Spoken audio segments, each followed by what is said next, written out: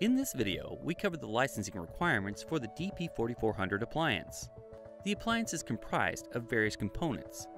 Licenses are exclusively required for the protection storage, backup server, and reporting and analytics components.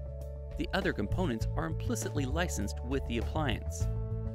On Dell EMC Software Licensing Central, search using the PSNT number and then follow the standard activation process to activate and download the license keys. Alternatively, you can use the License Authorization Code number, commonly known as LAC, to activate the download and license keys. The contact person mentioned on your sales order receives the LAC letter through an email during the order fulfillment process.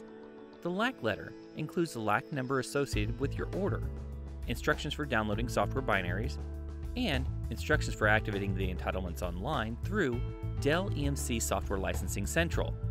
After the activation is complete, download the license files that are generated for the Protection Storage DD, Backup Server AVE, and for the Reporting and Analytics DPA components.